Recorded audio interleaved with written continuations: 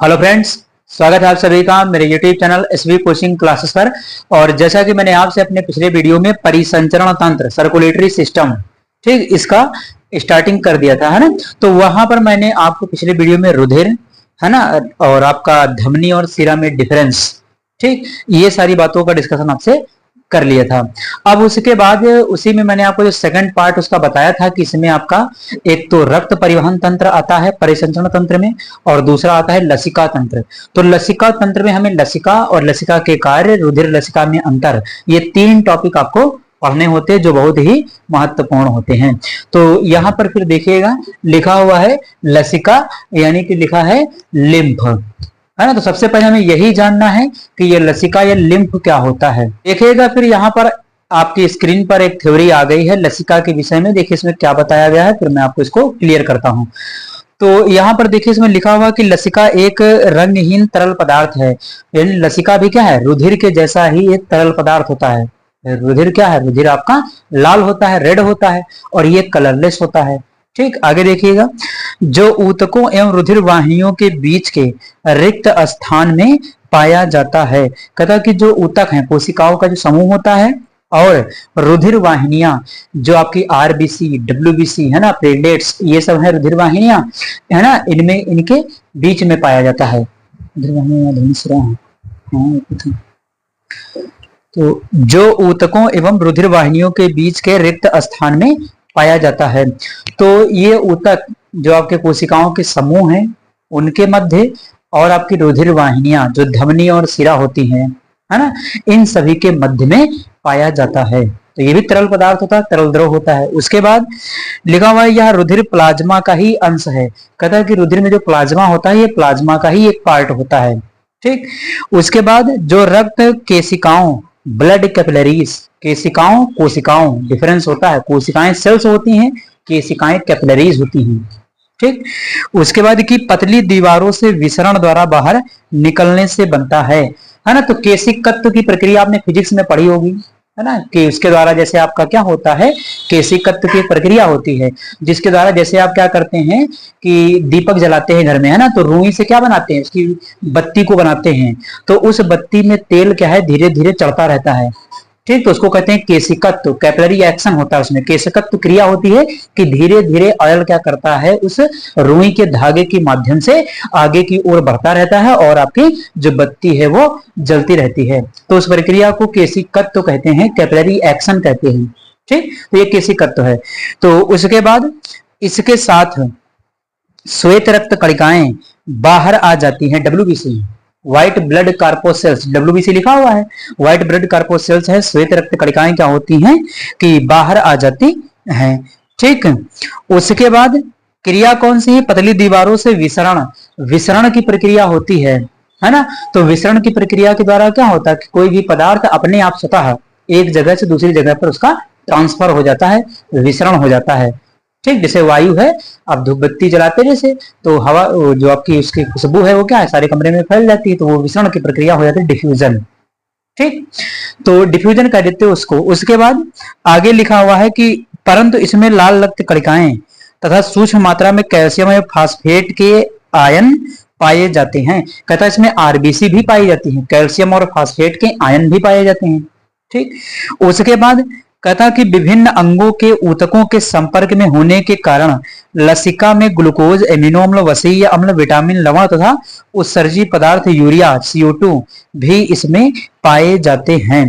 कहता कि ग्लूकोज है, एमिनो अम्ल है, और जितने उत्सर्जी पदार्थ हैं जैसे यूरिया है, अमोनिया है, कार्बन डाइऑक्साइड है, जो पदार्थ बाहर निकाले जाते हैं वो भी क्या है आपके लसिका के अंदर पाए जाते हैं। तो ये सारे पदार्थ क्या होते हैं आपके इसके अंदर पाए जाते हैं, लसिका के अंदर। तो एज इट इज जैसे ब्लड है वैसे ही आप समझ लीजिए कि लसिका भी क्या होता है, एक प्रकार का रंगहीन द्रव होता है। भाई कलर जो आपका ब्लड है वो कलरफुल होता है, रेड, जो हीमोग्लोबिन की प्रेजेंस की वजह से होता है। जबकि जो लसिका है ना, इसमें कोई खास मटेरियल रंग वाला तो प्रेजेंट नहीं होता, इसलिए इसका कलर कैसा होता है, कलर लेस होता है। ठीक, तो ये हो जाती है बात आपकी लसिका के विषय में। आप इसका स्क्रीनशॉट ले लीजिए, फिर इसके आगे की डिस्कशन मैं आपसे करता हूं।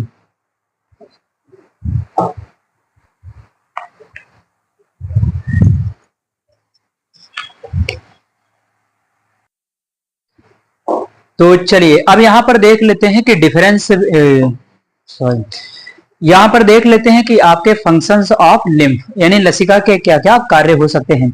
तो यहाँ पर देखिएगा लिखा हुआ लसिका के कार्य, तो नंबर फर्स्ट लिखा हुआ है कि यह भोज्य पदार्थ गैस हार्मोन एंजाइम का प्रसारण करता है।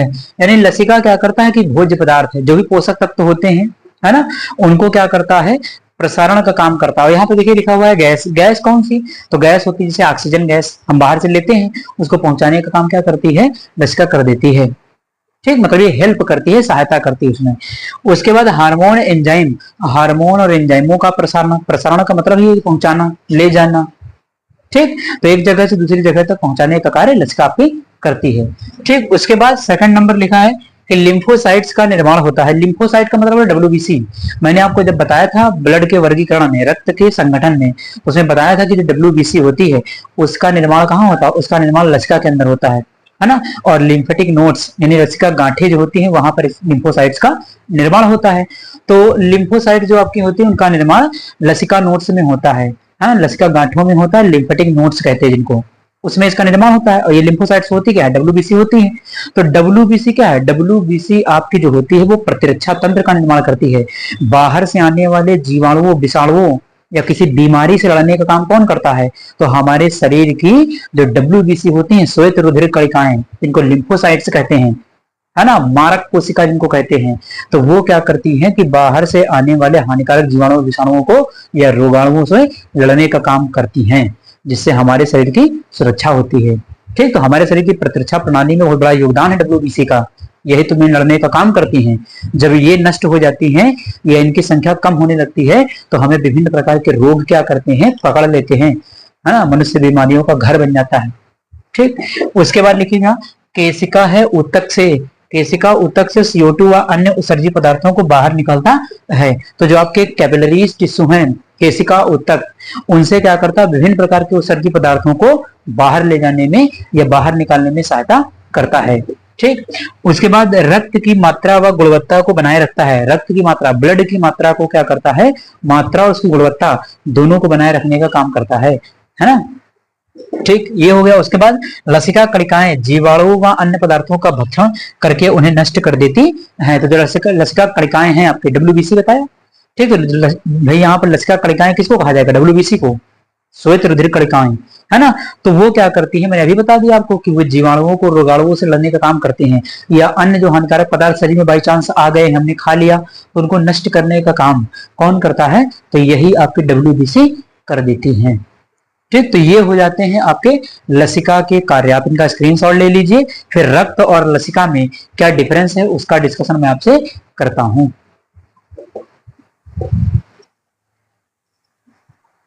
तो चलिए यहां पर फिर देखते हैं कि difference between lymph and blood, यानी ब्लड एंड लिम्फ, रुधिर और लसिका में डिफरेंस। तो देखिएगा यहाँ पर क्या लिखा, नंबर फर्स्ट लिखा है कि ये फ्लूइड कनेक्टिंग टिश्यू है, यानी जो ब्लड आपका होता है वो फ्लूइड कनेक्टिंग टिश्यू, तरल संयोजी ऊतक, संयोजी का मतलब है जोड़ने वाला। ठीक, तो ये क्या है, एक आपका तरल संयोजी ऊतक है, फ्लूइड कनेक्टिंग टिश्यू इसको कहा जाता है। ठीक, उसके बाद लसिका देखिए क्या है, यह छना हुआ रुधिर है, यानी रुधिर से छना हुआ जो भाग होता है वही आपका क्या होता है, लिम्फ यानी लसिका होता है, अभी पीछे बताया था। ठीक, तो ये क्या लिखा हुआ कि छना हुआ ही एक प्रकार के रुधिर ही होता है, बस ये क्या उसका छना हुआ पदार्थ होता है। ठीक, सेकंड लिखा हुआ है कि यह लाल रंग का होता है, तो रुधिर का कलर कैसा होता है, लाल होता है, और ये लसिका कैसा होता है, रंगहीन, अभी मैंने आपको बताया था, तो यह रंगहीन होता है। ठीक, उसके बाद नंबर थर्ड आरबीसी उपस्थित होती हैं, यानी इसमें क्या होती है, रुधिर में आरबीसी उपस्थित होती हैं। ठीक, इधर लिखा हुआ कि आरबीसी उपस्थित नहीं होती हैं, यानी लसिका में आरबीसी उपस्थित नहीं होती हैं। ठीक, उसके बाद नंबर 4 लिखा डब्ल्यूबीसी कम मात्रा में उपस्थित होती है ना। जो ब्लड है इसमें डब्ल्यूबीसी होती है, लेकिन थोड़ा सा क्या है, कम मात्रा में। लसिका में बहुत ज्यादा होती है, क्योंकि डब्ल्यूबीसी का निर्माण ही लसिका के अंदर होता है, तो वहां पर डब्ल्यूबीसी की मात्रा बहुत ही ज्यादा होती है। ठीक, तो यही लिखा हुआ कि डब्ल्यूबीसी अधिक मात्रा में उपस्थित होती है। ठीक, ये बात लसिका में हो गई। उसके बाद नंबर 5 लिखा कि प्रोटीन्स की मात्रा इसमें अधिक होती है, यानी ब्लड के अंदर कई सारे प्रोटीन होते हैं। आपने रक्त का स्कंदन, फाइब्रिन, है ना, और आपके कितने सारे मैंने लिखाए थे जब उसको पढ़ाया था, है ना, फाइब्रिन है, और आपका जो है प्रोथ्रोम्बिन है, थ्रोम्बिन है। ठीक, ये सब लिखाए थे उसमें। आपके क्या होते हैं, प्रोटीन उसके अंदर पाए जाते हैं। ब्लड रुधिर के संगठन में मैंने आपको बताया था, तो कई सारे प्रोटीन इसमें पाए जाते हैं, ये ध्यान रखिएगा। उसके बाद इसमें प्रोटीन की मात्रा क्या होती है, कम। ये पूरा पॉइंट लिख लीजिएगा, मैंने शॉर्टकट के लिए लिख दिया है भाई। इधर मात्रा क्या है, अधिक है, इधर मात्रा क्या हो जाएगी, कम हो जाएगी। पूरा पॉइंट रिपीट करना है, और जहां अधिक लिखा वहां पर इधर क्या लिखना है, कम। तो इधर वाले पॉइंट में कम आ जाएगा उसकी जगह पर, ठीक।